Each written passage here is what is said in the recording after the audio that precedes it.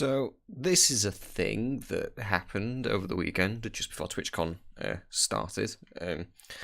You can be forgiven for not knowing that this was a thing because they just kind of pushed it into the Twitch client and this website. And then TwitchCon started. They announced a load of really great features and just kind of, I believe, neglected to mention this because I've not heard a lot of people really talking about it. I've not. No one's really put it in with the rest of the TwitchCon information when it comes to announcements for the Twitch site, so I'm presuming they haven't really spoken about it officially. They've just kind of added it in as an extra little thing. So if you don't know what Twitch crates are, they are crates that every time you buy a game that is $5 or more, or I don't even know, £5 if you're in my country, then you will get a crate. A crate can give you a random emote. If you get, I think there's six, you then get a permanent emote because these are Halloween themed, and apparently they're only temporary. The thing is like the more I read about this, the more I'm like, well, it's not a huge issue because you can only gain access to them as like an extra bit for spending, something extra through like the Twitch clients. If you buy an in-game item or a game on Twitch, then you will get a Twitch crate. But the problem is this sets a really interesting precedent because you don't know what else they could do with this, and that's what worries me. I mean, because we've had the whole Shadow of War thing and the whole Battlefront 2 thing, kind of taking loot boxes to a whole nother level, and I am actually writing up a blog post about that. I'm actually brushing off my blog. I'll probably announce that on my Twitter when that does come out over the next few days. I've got quite a lot of university work, so But yeah,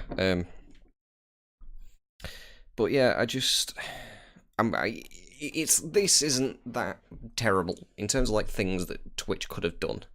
They could have been like, oh, you want extra emotes? Just come buy the crates outright. It's not kind of that. It's kind of like, well, if you're buying a thing, you get these as an extra little bit. But again, we've seen it before within the games industry of these little extra little bits that you get becoming more insidious. I mean, if we look at the Animal Crossing mobile game that was announced today, that is just basically rife with microtransactions and shit like that, and people were hoping that because it was from Nintendo, and when they released their last mobile game, Mario Run, that was just basically a one-time purchase, and you got everything, you got the entire game, which is great for a mobile game. A lot of people were hoping that Animal Crossing would be along the same lines, but it's not. It is your box standard mobile game, which is terrible. I don't know whether Twitch will end up doing the same kind of thing, and if they do, when I say the same kind of thing, I mean whether they will take this to a more insidious route where they will be adding more regular emotes in, but they will be locked behind these Twitch crates that you can go to a store on Twitch, buy these crates, randomly get them. You know what I mean? Like, add in a weird loot crate system, but it having even less worth than it did previously. I mean, right now, the only premium emotes you can get your hands on is if you, I think it's if you're an Amazon Prime subscriber, and if you also subscribe to if you become a subscriber of certain Twitch streamers, which is fine. That's like, Amazon Prime has been nothing but positive for everybody. It gives people that are on Amazon an extra subscription, and it gives streamers an extra revenue source. Like, it's boosted a lot of income, and it's just give users a better way to support streamers, without feeling like they're having to fork out extra money than maybe they don't already have. It's just nice. But this is concerning for me. Like, again, it's not a huge deal in and of itself at the moment. It's not, but I'm looking at it and I'm thinking, where can it go from here? What will they do next? And again, they didn't exactly announce this, so I think they're aware themselves that it's not the greatest thing in the world, but it's pure marketing. It's like, it's incentivizing people to buy things on their page. And again, well, that's not a bad thing from a business standpoint. You gotta wonder where it's gonna go. And I don't know. I sort of hope that it doesn't go down a horrible route. I mean, if it stays like this, then, you know, I'm sure we can all live with it. You know, I can certainly live with it. I mean, I don't need to buy games off Twitch, unless it's really cheap, but beyond that, I don't really need to buy games off Twitch. You know, for starters, my laptop can't run a lot of the games that Twitch streams regularly.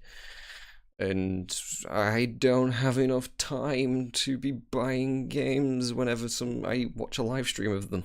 No, 9 times out of 10, if I'm watching a live stream of a video game, it's likely because either I've already bought it and it's an online game, so I'm watching someone else play it, or I have no intention of buying it myself.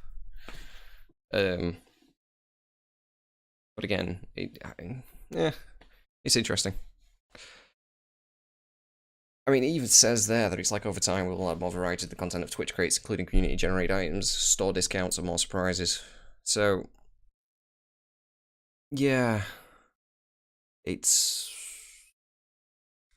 again, if they could go at it the right way. They could be like, it could leave it how it is now, get people involved with it, make it a bit more interesting. But I don't know. It's interesting. It's really interesting, and I'm keeping my fingers crossed that it doesn't get more insidious. But we can only see over time, I suppose. Yeah.